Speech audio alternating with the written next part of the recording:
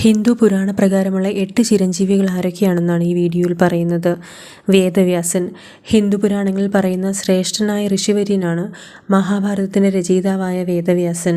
അദ്ദേഹത്തിൻ്റെ യഥാർത്ഥ നാമം കൃഷ്ണദ്വൈപായൻ എന്നാണ്.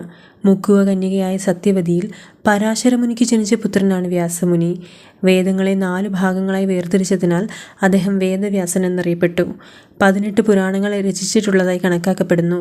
വ്യാസന്റെ പുത്രനായ ശുഗനാണ് ഭഗവത് പുരാണത്തിൻ്റെ ആഖ്യാതാവ്.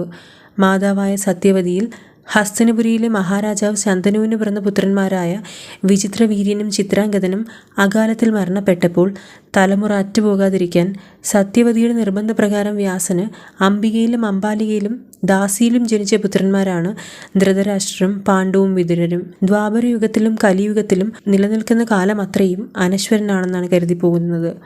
ഗുരുപൂർണിമ ദിവസം അദ്ദേഹത്തിന്റെ ജന്മദിവസമായി ആഘോഷിക്കപ്പെടുന്നു. ഹനുമാൻ ശിവഭഗവാന്റെ അംശം വാനരരാജ്ഞിയായ അഞ്ജനയുടെ ഗർഭപാത്രത്തിൽ രൂപപ്പെട്ടു എന്നാണ് ഒരു വിശ്വാസം.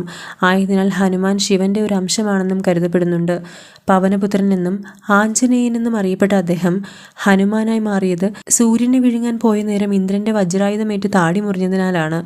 ഹനു എന്നാൽ പൊട്ടിയ താടിയല്ലോട് കൂടിയത് എന്നും മൻ എന്നത് മനുഷ്യനെയും സൂചിപ്പിക്കുന്നു.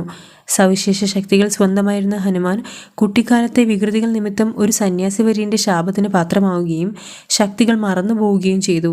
എന്നാൽ സുഗ്രീവസേനയിലെ പ്രധാനിയായിരുന്ന ജാംബവാന്റെ വാക്കുകളിൽ നിന്നും തൻ്റെ ശക്തികൾ ഓർത്തെടുക്കാൻ ഹനുമാന് സാധിച്ചു. ശ്രീരാമന്റെയും സീതാദേവിയുടെയും പരമഭക്തനായ ഹനുമാന്റെ നാമങ്ങൾ ചൊല്ലുന്നത് ദുഃഖങ്ങളും ദുരിതങ്ങളും അകറ്റുമെന്നാണ് വിശ്വാസം. ശ്രീരാമൻ ഇഹലോകവാസം വെടിയാൻ നേരം കൂടെ വരാൻ അനുമതി നൽകിയപ്പോൾ രാമനാമം ലോകമുള്ള കാലത്തോളം നിലനിർത്താൻ താൻ ഭൂമിയിൽ തന്നെ കഴിഞ്ഞുകൊള്ളാമെന്നറിയിച്ച ഹനുമാൻ ചിരഞ്ജീവിയായി ഭൂമിയിൽ തുടർന്നുവെന്നാണ് ഒരു കഥ. വിഭീഷണൻ അധമന്മാരുടെ വംശപരമ്പരയിൽ പെട്ടുപോയെങ്കിലും തികഞ്ഞ സാത്വികനായിരുന്ന വിഭീഷണൻ പരമ ശ്രീരാമഭക്തനായിരുന്നു. വിഭീഷണനാണ് സീതാദേവിയെ തിരിഞ്ഞ് ലങ്കയിലെത്തിയ ഹനുമാന് സീതാദേവിയെ പാർപ്പിച്ച സ്ഥലം പറഞ്ഞു കൊടുക്കുന്നത്. രാമന്റെ സ്വർഗാരോഹണ സമയം ഭൂമിയിൽ സമാധാനവും സത്യസന്ധതയും നിറയ്ക്കാൻ പരിശ്രമിക്കാൻ വിഭീഷണന് രാമൻ അമരത്വം പ്രദാനം ചെയ്തതെന്ന് കരുതപ്പെടുന്നു. എന്നാൽ ഇനിയൊരു കഥയിൽ ബ്രഹ്മാവിന്റെ വരദാനത്താലാണ് വിഭീഷണൻ അമരത്വം പ്രാപ്തമായതെന്നും പറയപ്പെടുന്നു. മഹാബലി അസുര രാജാവായിരുന്ന മഹാബലി അഥവാ ബലി ചക്രവർത്തി കേരളം ഭരിച്ചിരുന്ന കാലം സത്യസന്ധതയിലും സമാധാനത്തിലും അധിഷ്ഠിതമായ ഭരണമായിരുന്നു നടന്നിരുന്നത്. പ്രജകൾക്കെല്ലാം പ്രിയങ്കരനായിരുന്ന ബലിയുടെ ഭരണത്തിൽ അസൂയാലുക്കളായ ദേവകൾ മഹാവിഷ്ണുവിനെ സമീപിച്ചു. ദേവകളുടെ അഭ്യർത്ഥന മാനിച്ച് മഹാവിഷ്ണു വാമന അവതാരം സ്വീകരിച്ച് ദാനധർമ്മിയായ ബലിയെ സമീപിച്ച് ദാനമായി 3 അടി മണ്ണ് ചോദിച്ചു. വേണ്ട അളവിൽ അളന്നെടുക്കാൻ ആജ്ഞ നൽകിയ ബലി പിന്നെ കാണുന്നത് ആ ബ്രാഹ്മണ ബാലകൻ ആകാശം മുട്ടെ വളർന്ന് 2 കാലടിയിൽ 3 ലോകങ്ങളും അളന്നെടുക്കുന്നതാണ്. മൂന്നാമതായി എവിടെ അളക്കുമെന്ന ചോദ്യത്തിന് ധർമ്മിഷ്ഠനായ ബലിചക്രവർത്തി തൻ്റെ ശിരസ് കാണിച്ചു കൊടുക്കുകയുണ്ടായി. മഹാബലിയുടെ സമർപ്പണ മനോഭാവത്തിൽ സംപ്രീതനായ വാമനൻ അദ്ദേഹം വരമായി ആവശ്യപ്പെട്ട വർഷത്തിലൊരിക്കൽ തൻ്റെ പ്രജകളെ വരണമെന്നുള്ള ആവശ്യം അംഗീകരിച്ചു. അന്നാണ് മലയാളികൾ തിരുവോണ ദിനമായി ആചരിക്കുന്നത്. കൃപാചാര്യർ മഹാഭാരത കാലഘട്ടത്തിലെ ബ്രഹ്മാവിൻ്റെ തന്നെ ഒരു അവതാരമായിട്ടാണ് കൃപാചാര്യരെ കണക്കാക്കപ്പെടുന്നത്. ശാരദ്വർ, ജനപതി എന്നിവരുടെ മകനായി ജനിച്ച കൃപർ ബ്രഹ്മാവിൻ്റെ 4ാമത്തെ അവതാരമായി കണക്കാക്കപ്പെടുന്നു. ഹസ്തിനപുരിയിലെ ഗുരുവായ അദ്ദേഹം കുരുക്ഷേത്ര യുദ്ധവേളയിൽ കൗരവപക്ഷം ചേർന്ന് പോരാടി. രാജാവായ ധൃതരാഷ്ട്രരോട് കൂറു പുലർത്തിയിരുന്ന കൃപാചാര്യർ കലിയുഗത്തിന്റെ അവസാനം വരെയും ചിരഞ്ജീവിയായിരിക്കും എന്ന് കണക്കാക്കപ്പെടുന്നു. പരശുരാമൻ വിഷ്ണുവിൻ്റെ ദശാവതാരങ്ങളിൽ 6ാമത്തെ അവതാരമാണ് പരശുരാമൻ.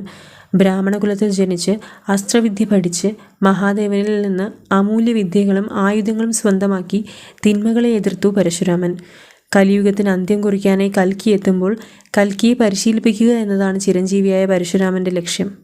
മാർക്കണ്ഡേയൻ മൃഗണ്ടു മഹർഷിയുടെയും മനസുനിയുടെയും പുത്രനായി ജനിച്ച മാർക്കണ്ഡേയന്റെ ജന്മം മഹാദേവന്റെ വരപ്രസാദമാണ്.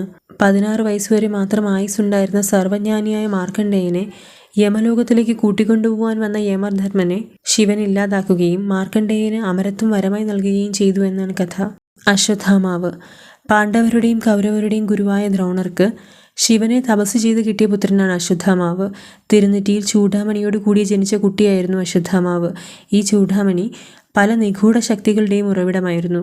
ഇത് വിശപ്പിൽ നിന്നും ദാഹത്തിൽ നിന്നും പ്രായമാകുന്നതിൽ നിന്നും പരിക്കുകളിൽ നിന്നും അവൻ രക്ഷിച്ചു. ഈ ചൂഡാമണിയാണ് അശ്വത്ഥാമാവന് അമരത്വം പ്രദാനം ചെയ്തത്. എന്നാൽ കുരുക്ഷേത്ര യുദ്ധം അവസാനിച്ച രാത്രി പ്രതികാരദാഹിയായ അശ്വത്ഥാമാവ് ഉറങ്ങിക്കിടന്നിരുന്ന പാഞ്ചാലിപുത്രന്മാരെ ക്രൂരമായി കൊല ചെയ്തു. ഇതറിഞ്ഞ കൃഷ്ണൻ അശ്വത്ഥാമാവിനെ നേരിടാൻ വന്നു. പാണ്ഡവകുലം അപ്പാടെ നശിപ്പിക്കാനായി ബ്രഹ്മാസ്ത്രം പ്രയോഗിച്ച അശ്വത്ഥാമാവ് ഒടുവിൽ വേദവ്യാസന്റെ അപേക്ഷ പ്രകാരം അസ്ത്രത്തെ പിൻവലിക്കുക എന്ന തീരുമാനത്തിലെത്തി. എന്നാൽ അസ്ത്രത്തെ അഭിമന്യുവിന്റെ പത്നിയായ ഉത്തരയുടെ ഗർഭത്തിലേക്ക് നയിക്കുകയാണ് അശ്വത്ഥാമാവ് ചെയ്തത്. ജനിക്കാൻ പോകുന്ന ഗർഭസ്ഥ ശിശുവിനോട് പോലും കരുണ കാട്ടാത്ത അശ്വത്ഥാമാവിന്റെ ചൂടാമണി കൃഷ്ണൻ പറിച്ചെടുക്കുകയും കൽപ്പാന്തകാലത്തോളം ദുരിതപൂർണമായ അമരത്വം ശാപമായി നൽകുകയും ചെയ്തു എന്നാണ് കഥ.